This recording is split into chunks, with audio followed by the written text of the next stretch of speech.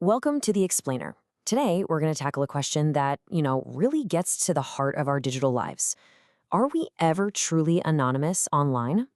We're going to explore how every single click, every search creates this trail, a trail that reveals a super detailed portrait of who we are, and a lot of the time, we don't even realize it's happening. Okay, let's kick things off with a feeling I bet we all know. An app asks for your location. You hesitate for, a split second. You feel that little flicker of concern about your privacy, but then you click accept anyway, right? We do it all the time. We trade our data for convenience, for those perfectly targeted recommendations. And hey, you're not alone in this. This internal conflict actually has a name.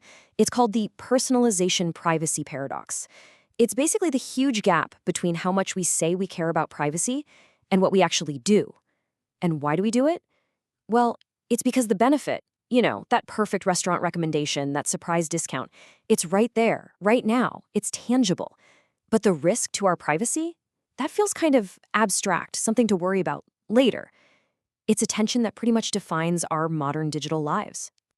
All right, so to really see how all our data gets connected behind the scenes, let's walk through a simple story. It might seem like it's about a pair of jeans, but really, it's a story about you.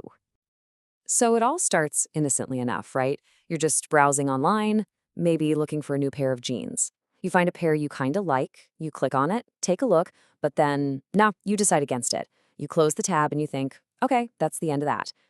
A couple of days pass. You've probably completely forgotten about those jeans, but then an email pops into your inbox, and guess what? It's from that same company. Okay, now this is where it gets interesting.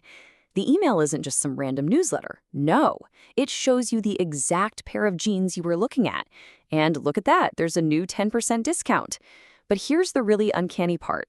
It arrives at 7 p.m., which just so happens to be the exact time you usually do your online shopping. Coincidence? No way. Not at all. So, how does that make you feel? I mean, it's kind of helpful, right? A discount is always nice, but it's also a little bit creepy. How on earth did they know? That nice, comfortable feeling of being an anonymous browser just browsing the web. Poof, it's gone. Suddenly you feel seen. So this isn't magic, right? It's data. Behind the curtain, there are these incredibly powerful systems connecting all the dots of your digital life. Every click, every search, and they're using it to paint this startlingly detailed portrait of you. And we're not just talking about putting your first name in an email. This is on a whole other level. It's called hyper-personalization.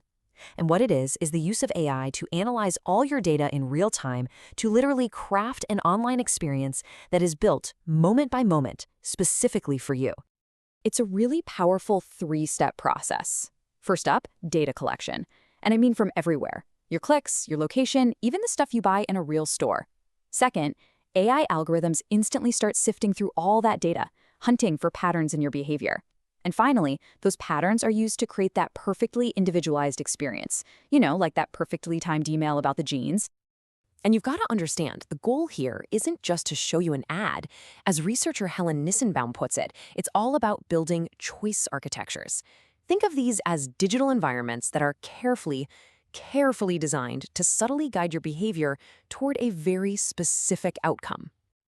Yeah, these systems are literally engineered to bypass your rational brain. You've seen them, right? Countdown timers ticking away, notifications that say 5 other people are looking at this right now. They're all designed to create a sense of urgency, to undermine your careful thought, and to just nudge you toward a choice that really has already been made for you. But here's where things get really serious. These incredibly powerful techniques of persuasion, they're not just used to sell jeans anymore. The exact same logic is now being applied in arenas where the stakes are so much higher than what's in your shopping cart. Just think about this for a second. The exact same data-driven tactics that guide you to click that Buy Now button can be completely weaponized for a political goal. The objective can shift from, making a sale to something way more insidious, like convincing you not to vote at all. And look, this isn't just some theory. Let's take the 2016 US election as an example. Researchers found that Russian influence campaigns specifically targeted non-white voters. How'd they do it? Well, first, they built trust with messages of racial pride. Then, once they had that audience, they pivoted and started delivering content to that exact same group that was designed to discourage them from even voting. This type of highly coordinated, data-driven influence campaign, well, experts have a name for it: computational propaganda. You can think of it as a really modern form of manipulation that uses the very architecture of social media to spread disinformation at a scale and speed that is just mind-boggling. And these campaigns, they tend to share three key traits. First, you see inhuman levels of activity, a lot of it coming from automated bots. Second, there's this relentless amplification of just one single viewpoint over and over again. And third, and this is absolutely crucial, anonymity. The whole operation is designed to hide the true source of the information, so it becomes impossible to know who is really speaking to you. And the harm from all this anonymous targeting, it isn't just political. I mean, studies show a direct line from targeted online hate speech to very real-world consequences. Everything from deep psychological trauma for individuals to spreading fear throughout entire communities. So, all of this, it brings us to a much bigger, much more fundamental question about the kind of world we're building. When our digital lives are this thoroughly tracked and influenced, what's the real price we're paying? See, our ability to make our own choices, completely free from hidden manipulation, what we call our individual autonomy, that isn't just a nice personal feeling. It is the absolute bedrock of a functioning democracy. It's not a luxury, it's a political necessity. So we have to ask ourselves a really difficult question here. When these powerful, invisible systems are constantly working in the background, building these choice architectures that are designed to steer our behavior without us even knowing it, how much of our decision-making is truly our own? Is the illusion of anonymity actually creating an illusion of free will? And to close this out, I want you to really consider this powerful warning from the scholar Shoshana Zuboff. She argues that what we're sacrificing in all this is our right to the future tense, our very ability to decide our own path, to will our own will. So the next time a perfectly targeted ad pops up offering you that super convenient solution, just remember the trade-off. What is the true cost of that convenience? And is our autonomy, is that a price we're actually willing to pay?